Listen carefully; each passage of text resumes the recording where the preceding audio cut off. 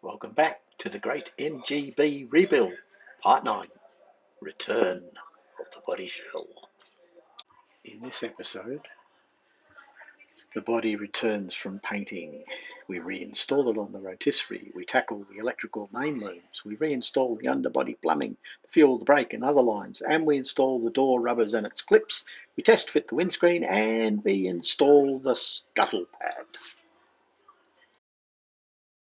Well, exciting times. We're finally going to get it painted. So the paint shop became free. They let us know, so we've gone down and we've taped and covered everything we don't want done, which is all the bits that I'd previously painted. And then we wheeled her down the road to the paint shop, which is about 100 metres down the road. You can see here that she's in the prep booth, ready to go into the spray booth. The painter did a fabulous job. I think I found 2 dust specks on the whole car. This is straight out of the gun. It's a base colour, the grey, with about 3 or 4 coats of 2-pack clear coat on top. And it looks pretty much exactly as I had hoped.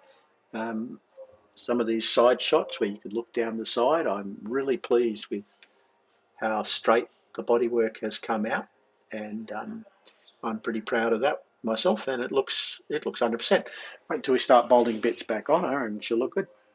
All the loose bits we bought back not long after we painted it, and you can see I dumped them in my spare room because that was the best place to look after them.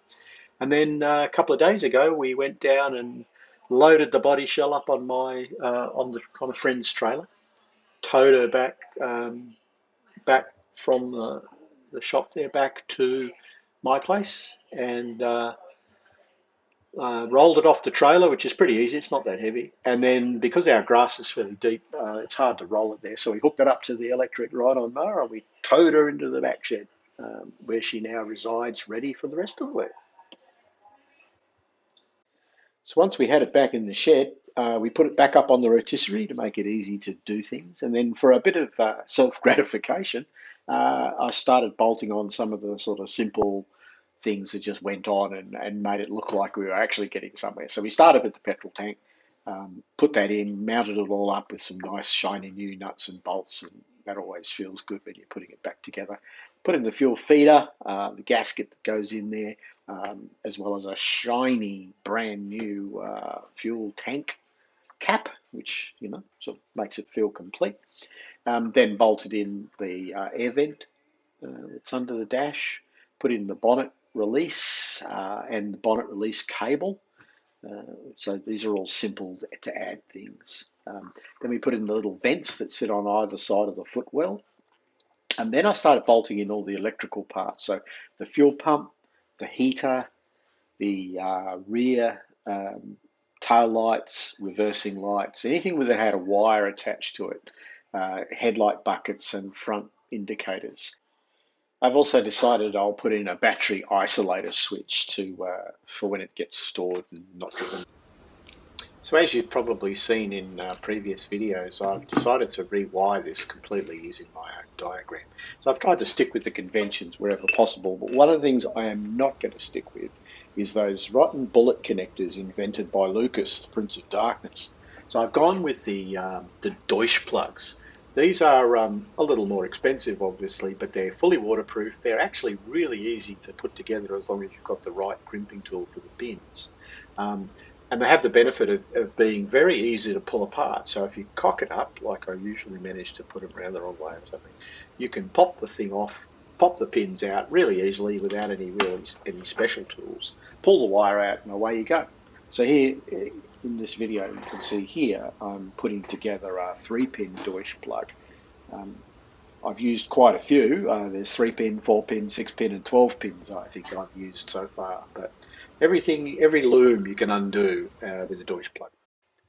You would also have seen that I plan to make my own fuse holders and put in a few relays to switch the primary circuits. And you can see that panel here. So the way I went about doing this loom was that having put in basically the things that needed to be loomed, I started to run the wires per the diagram from each of those parts. So I started with the boot tail lights and the reversing lights and the blinkers, and I run them all separately as individual wires right through to where they need to go up on the fuse panel. And I run them as exposed wires to start with and work out how long they need to be. Leave myself plenty of slack at the front end where the connector is going to go, and then terminate them all on the back end. So I get that rear loom around the boot lights and things nice and neat.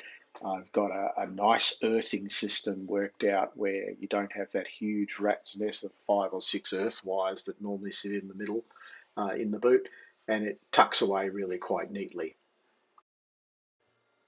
Once the separate wires are in place and you're sort of at the point where you know where you are, you can put the sheathing over the loom if you're sure you've got all the wires already there. So then what I do is I pull the loom down from the front, run the sheathing and over the top of all the wires that I've put there and form it into a nice loom. At various points, I'll put a heat shrink, a glued heat shrink terminator around it to bind it all together. And then bring it right up to the front to the engine bay where it comes up behind the fuse box I've built, where it will terminate in a connector. So by doing it this way, you can see that I've managed to hide all the bullet terminations and connections. So all of those looms that come in all have a dedicated Deutsch connector, but they're all hidden behind the fuse panel here, so you don't see any of them. And it ends up making for a really quite neat overall installation. So in this picture here, you can see the loom that comes from the headlights that runs along the front to the main headlight relay. You can see the loom that comes up from the back of the car up through the side in the corner. You can see a little bit of the loom that comes from the gearbox that comes around the corner, and you can see a nice heat-proof loom that goes down through the coil and the brake switch, and eventually it'll go across to your center. So with all that done, we'll start buzzing out and testing the electrical loom in a few days.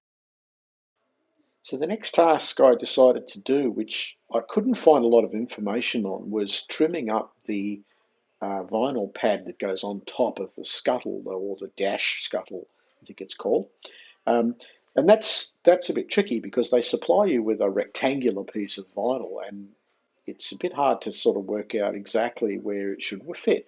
And it's got to go under the windscreen, but it's got to be curved in the right place. It can't go too far under because then it interferes with the waterproofing, and it doesn't go far enough under, then you'll see a little bit of grey dashboard paint where you shouldn't. So the way I went about this was to, first of all, with Helen's help, to install or temporarily put the windscreen in place. We then, with a pencil, marked the inside edge of the windscreen directly onto the panels, and then we pulled the windscreen back out again. Then I put the vinyl for the scuttle into its correct place and taped it down upside down, so the white side of the vinyl was uppermost. Then put the windscreen back in. With that in place, we then drew a line on the inside of the windscreen and drew a line on the outside of the windscreen.